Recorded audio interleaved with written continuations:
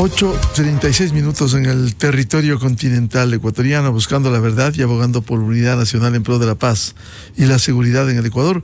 Queremos saludar y dar la bienvenida al ex ministro de Economía y Finanzas, economista Fausto Ortiz. Lo invitamos a un diálogo para hablar sobre la situación económica que atraviesa el Ecuador en condiciones complejas, y también hoy en la búsqueda de recursos se ha puesto ya en vigencia el viernes pasado el incremento ligero, porque no se está al nivel del mercado internacional, los precios de las gasolinas Extra y Ecopaís.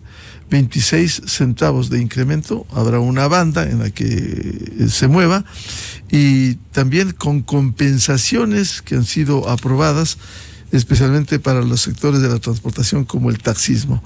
¿Cómo ve esta situación, economista Fausto Ortiz? Buen día. ¿Cómo está, Miguel? Saludos cordiales a ustedes, la gente que escucha el programa en Radio Democracia. Hay cosas que vamos a ir notando ya en los siguientes meses.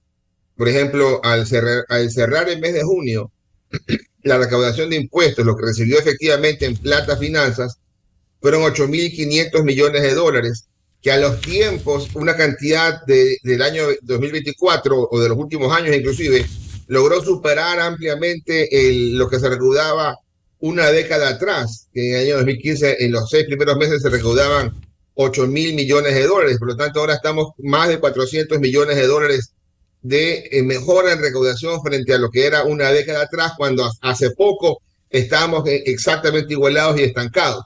Y es también unos 600 millones de dólares más que lo que se recibía el año anterior. Lo que de alguna forma te está diciendo es que estamos recaudando más por impuestos como consecuencia, uno, de la mejora en el tema de los 3 puntos del IVA, que le está dando 100 millones de dólares mensuales en la recaudación frente al año previo, y 2, el aumento del impuesto a la renta, sobre todo lo que tiene que ver con las autorretenciones, que debe ser lo que está generándole recaudación adicional, que no le permite decir tengo más plata para gastar más. Lo que le está diciendo es tengo más plata para tener un hueco fiscal más pequeño y tener que ir a buscar deuda con menos presión de lo que hubiéramos tenido que pensar al inicio de este año. Eso implica que oxigena la caja fiscal, pero no resuelve el problema. Claro, por supuesto. O sea, le da algo de alivio saber que están funcionando las medidas de recaudación de impuestos para poder tener en este año unos quizás 800 millones de dólares adicionales, lo que tenía presupuestado en el arranque. Ellos están hablando de 15.900 millones de dólares, es la cifra que han actualizado en la recaudación. El año pasado fueron 14.500 millones lo que se recibe en finanzas, por lo tanto tendrían esa posibilidad de ir mejorando la recaudación para achicar la necesidad de financiamiento, porque tienen que ir a buscar deuda que ya la han conseguido con el Fondo Monetario, pero fue para pagar deudas anteriores también, y tienes que conseguir algo más de plata al final del año del fondo para pagarle al mismo fondo. Por lo tanto, ayuda el momento de recaudación de impuestos, que está bastante bien. Ahora, en la parte de los subsidios, también arrancar con este incremento de 26 centavos que le dejaría en un año completo, le dejaría unos 300 millones de dólares adicionales de recursos. Todavía no sabemos si a la caja fiscal o a Petroecuador, porque depende quién diga yo quiero la plata, ese va a quedarse con la plata. El gobierno va a coger de ahí seguramente 40 millones para pagar las compensaciones, pero Petroecuador podría decir, oye, ya que subimos la gasolina, déjame esa plata acá para yo poder seguir haciendo inversiones en los pozos que se han dañado, o correcciones por el tema de las inundaciones y las carreteras que se han caído y ha afectado la producción petrolera también. El tema del IVA va a cumplir con el aumento del 12 al 15%, va a cumplir con la meta establecida previamente. ¿Igual sería con las gasolinas que empezó a cobrarse? Es distinto. El IVA es más o menos 100 millones de dólares mensuales. La meta original era 1.300 millones. Eso está caminando bastante bien en ese norte. En el caso de las gasolinas, si es que resulta que consumimos menos y no los 1.200 millones al año, y entonces el aumento va a ser un poquito menor en la emisión de subsidio, pero está bien, porque si consumimos menos, quizás también es porque hay menos contrabando. Pero entonces, le ayuda al gobierno iniciar en este tema de eliminar el subsidio y le ayuda el momento adecuado, oportuno, porque empieza cuando el precio del petróleo internacional ha caído o al menos ha dejado de subir. Por lo tanto, la presión de hacerlo en un precio de petróleo de 90 hubiera sido mucho más alta que hacerlo con un precio de petróleo del WTI que está más o menos bordeando 78, 80 dólares. Entonces, por ahí eso es importante, el momento adecuado. Por eso que el gobierno también decidió no subir 50%, 50 centavos de golpe, sino solamente 26. Y tratar de ver si es que por el lado del incremento mensual, 5 puntos arriba, si es que el precio sube, entonces tratar de ir ajustando. ¿Y por qué no ir, esto también se ha planteado, en medio de un problema que tiene su reacción política? ¿Por qué no equiparar los precios internacionales para que generen mayores recursos? ¿O hay que ir en un camino paulatino en este proceso, economista Ortiz? O sea, el camino es largo en la eliminación de subsidios. Nos ha tomado 20, 30 años en ver cómo lo enfrentamos. Lo pudo hacer el presidente Moreno cuando subió el diésel de menos de $1 a casi $2. Y todo arranca con una pequeña acción. Y yo creo que el gobierno está arrancando con esta acción de subir, aunque sea 25 centavos, para tratar de ver, mira, no vamos a tener mayores problemas, acomódense un poco, ajusten un poco el consumo, ajusten un poco el desperdicio, que no haya también contrabando, y luego vamos a ir ajustando tal cual la gasolina super. La gasolina super, que tiene otra connotación, porque así es a un segmento reducido de la población, solamente en el consumo se veía diferencia. Las super se consumían 200 millones de galones al año, mientras que la extra era 6 veces más. La super ahora se consumen 50 millones de gasolina al año, mientras que la extra es 40 veces más. Entonces, perdón, es 12 veces más. Entonces, si corriges el tema de la extra, ya puedes decir, mira, no tuvimos impacto inflacionario, no tuvimos mayor afectación, no hubo tampoco mayor impacto y funcionó el tema de la focalización. Quizás el gobierno puede decir, mira, como funcionó la focalización con los transportistas de taxis y mototaxis, entonces podemos pensar en la focalización también en las unidades de transporte urbano o rural y aquellas que transportan alimentos para no afectar esos precios cuando eliminen el subsidio del diésel.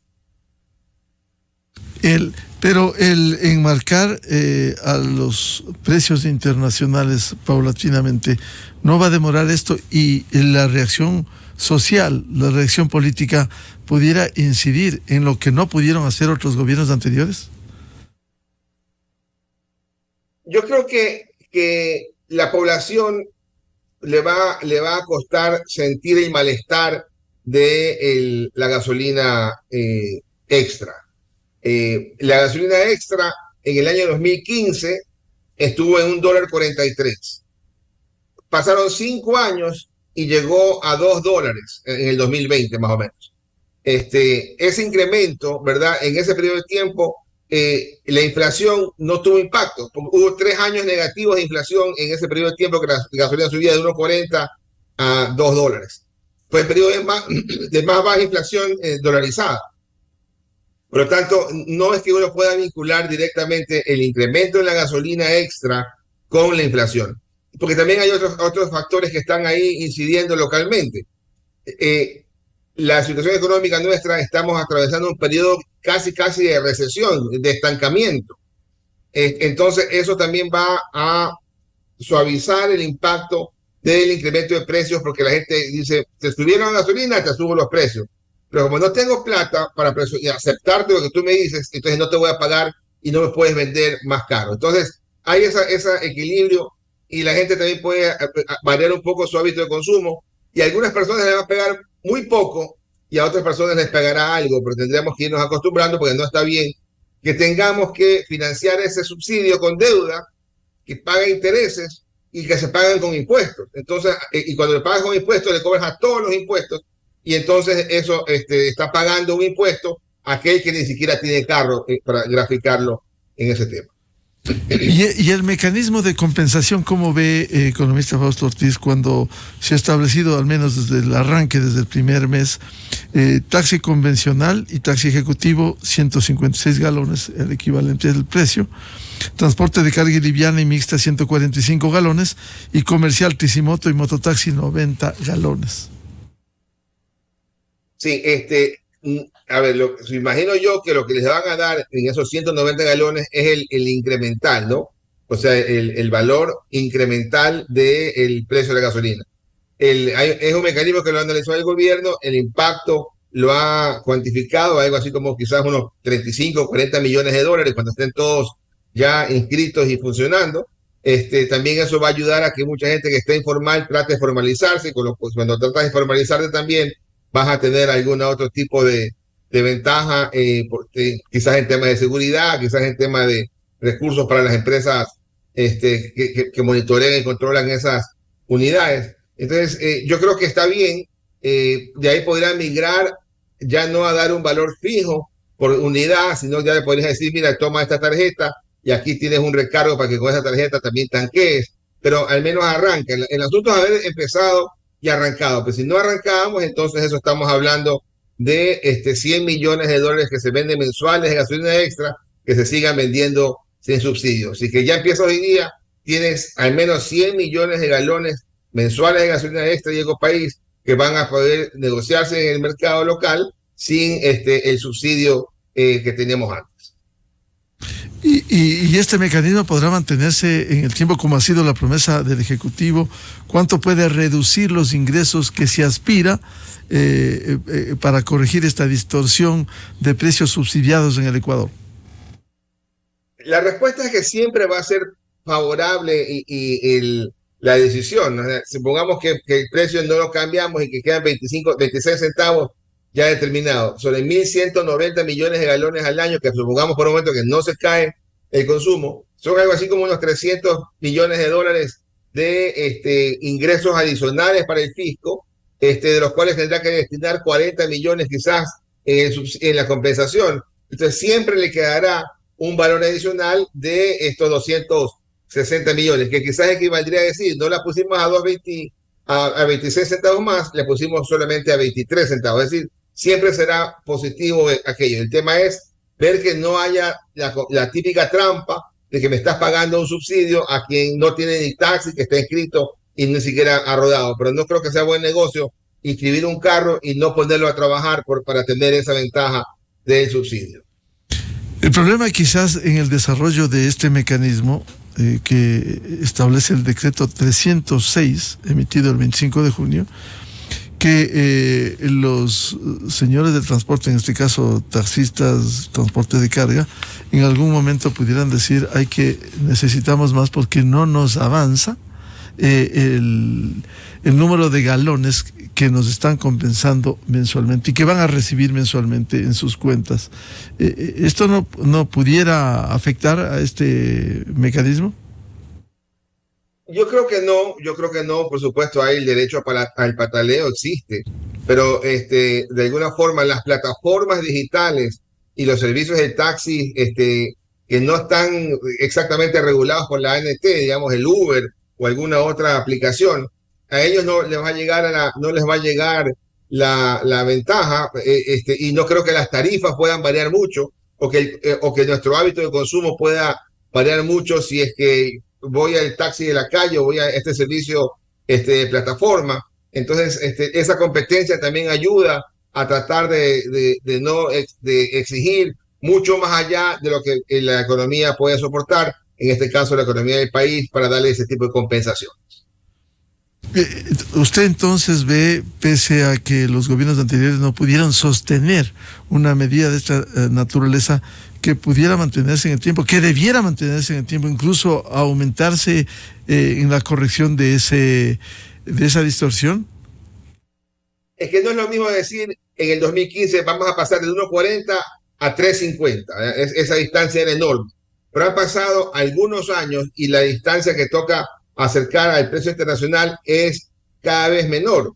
Está a 2.70, quizás en el largo plazo la gasolina puede ser $3, $3.20, ya con todos los impuestos afuera, con todos los impuestos locales. Entonces, ya la presión es mucho menor. No vamos a pretender igualarnos con el costo de la gasolina que está en Perú o en Colombia, que en este momento puede estar en 4.50 o $5. Eso no. Con que si se quiere seguir llevando la gasolina, que vengan los controles de los militares en frontera, pero al menos que no se nos lleve la gasolina subsidiada. Se la van a llevar, que se la lleven a precio internacional, y si se la van a llevar, se la llevan también pagando nuestros impuestos que están dentro de esa gasolina. Entonces, yo creo que sirve la medida en el momento actual, en donde el precio aparentemente va a estar estable y quizás declinando. A nosotros como país petrolero nos interesa que el precio pudiera estar un poquito más alto, pero también nos interesaría tener mayor producción. Entonces, esa parte es la que tiene que buscar el equilibrio, sacarse del problema del subsidio y enfocarse en el tema de la producción, que en este momento está golpeada por la paralización del bombeo del SOTE, que nos tiene con algunos pozos apagados, supongo yo. Claro, el problema es la reducción de la producción petrolera que afecta gravemente a los ingresos del fisco, economista Ortiz. Sí, en los primeros 4 meses del año, la información que presenta el Banco Central era que teníamos mejor producción petrolera que los 4 meses del año pasado, mejor exportación petrolera que los 4 meses del año pasado, y eso iba bastante bien. Sin embargo, el último mes se nos complica por el tema de la situación climática en las regiones por donde pasa el SOTE. Entonces eso hace y ha obligado a que se frene la producción y que se frene la exportación. Pero aparentemente no es un tema que vaya a demorar mucho.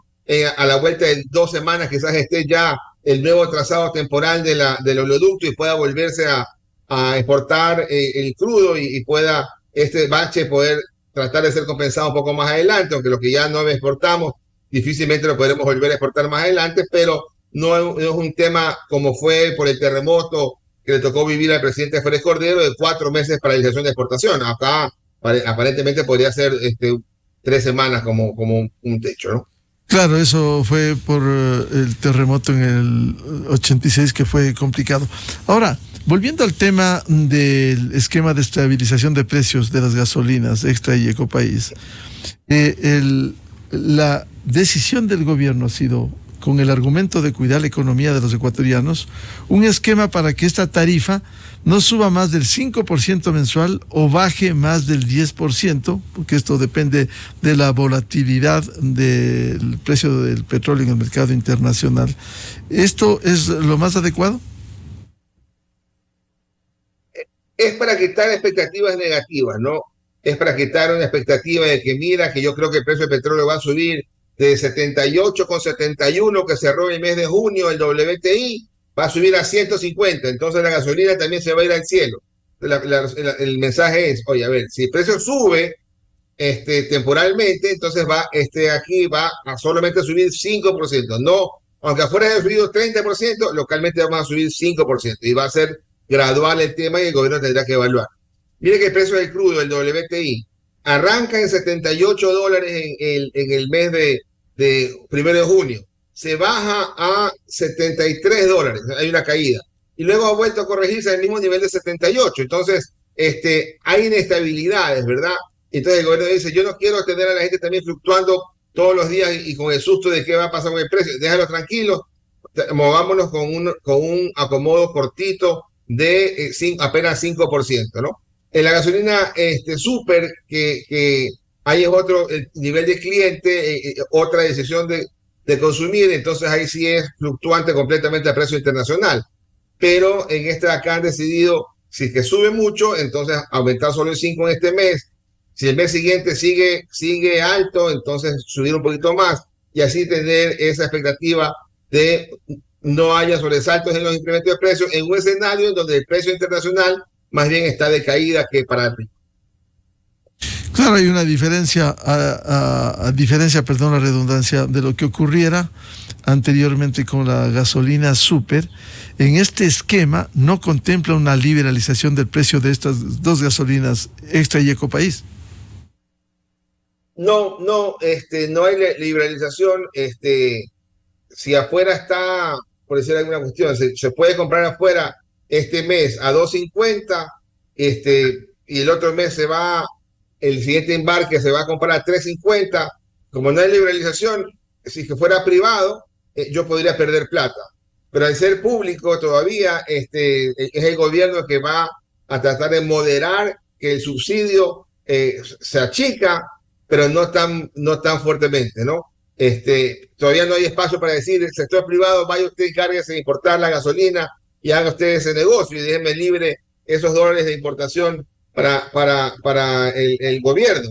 Pero eso no es el caso. Todavía estamos en esta etapa de fluctuación porque son temas sensibles. No es lo mismo 200 millones de galones de consumo que un consumo de 1.200 millones.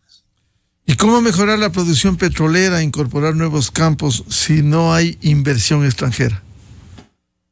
Sí, sí, la plata es el problema, ¿no? Local o extranjera, las condiciones para poder invitar a gente a que haga inversión, hay que conseguirlas. No ha sido un campo difícil para poder atraer inversión. De hecho, minería y petróleo es donde más inversión podemos recibir.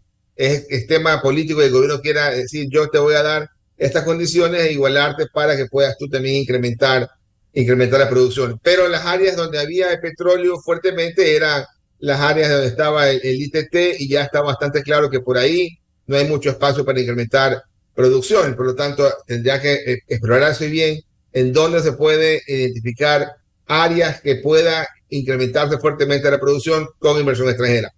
Lo que estamos viendo ahora, que la producción antes de la caída en estos días estaba por 480.000 barriles, pero hace 5 o 6 años estábamos en 535.000 barriles, es decir, se nos ha caído la producción por falta de plata para poderla levantar.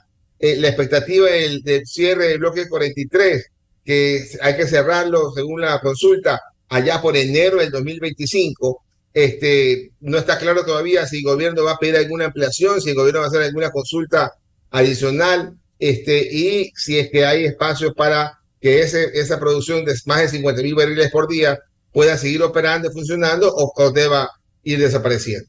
Claro, esta situación de la caída del precio del petróleo en la producción, si se suma ya el cierre en el bloque 43, ¿va a complicar aún más las cosas para la caja fiscal?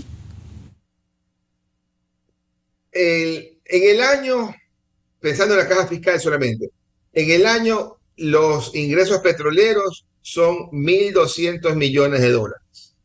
Los impuestos en un año, digamos el año actual, serán cercanos a 16.000 millones de dólares. La proporción de cuánto pesa el petróleo frente a los impuestos hoy día es muy, muy pequeña. Si es que yo le quito el bloque 43 íntegro, ¿verdad? Pensemos eso que ocurre en el 2026, lo quito íntegro, la caída pudiera ser algo así como unos 400 millones de dólares de ingresos a la parte fiscal, pero podría compensarlo con la mejora en el precio de los combustibles para que ya no haya el subsidio, es decir, por ahí hay algo de equilibrio. Pero lo que quisiéramos es que haya ingresos adicionales para que la gente pueda decir, mira, el gobierno puede hacer algo más de obra pública y no los 270 millones de obra pública que ha hecho en los primeros 6 meses del año, cuando en el año completo debería ser unos 1.800 millones. Es decir, estamos hoy día en la ejecución más baja de los últimos 5 o 6 años, apenas 15% cuando ya ha transcurrido el 50% del año, ¿no? Y eso de alguna forma también influye para que el crecimiento económico en este primer trimestre del año que nos acaba de reportar el Central la semana pasada esté en 1.2%, cuando debería estar mucho más alto. Sin embargo, no puede estar más alto porque la dinámica de la economía está lenta. Las ventas en enero cayeron 2.7, en febrero crecieron 2.7, en marzo crecieron 3.6 y se crecen en marzo como consecuencia de que la gente dice, ya se nos sube el IVA, compremos en marzo un poco más alto. Y el promedio de las ventas es 1.3 y la economía también crece 1.2. Pero ¿cómo arrancamos? Vamos en abril. En abril vamos cayendo en ventas 0.7%. Por lo tanto, no es que el segundo trimestre luce, pero cuando nos informen este dato en el mes de septiembre a fines, luce espectacularmente bueno. No, seguimos con una expectativa de un mal crecimiento económico. Bien, como siempre, muchas gracias al economista Fausto Ortiz, exministro de Economía y Finanzas, por ilustrarnos en temas de interés hoy, con la incidencia del incremento de los precios de las gasolinas Extra y Ecopaís y en general la situación de la caja fiscal. Fausto, muy amable por atender a la revista de Opinión y Democracia. Gracias, Miguel. Saludos cordiales. Con esto cerramos la jornada de entrevistas y debates, la opinión diversa y libre en la revista de Opinión y Democracia. Este lunes 1 de julio. Les deseamos un feliz lunes, feliz inicio de semana, feliz inicio de mes. Y les recomendamos, ya viene en Exa FM el show de la papaya. A los miles de seguidores de la revista de Opinión y Democracia, muchas gracias por dispensarnos con su amable seguimiento. Muy buen día. La revista de Opinión Democracia, buscando la verdad en todas partes. Inicio de espacio promocional y publicitario.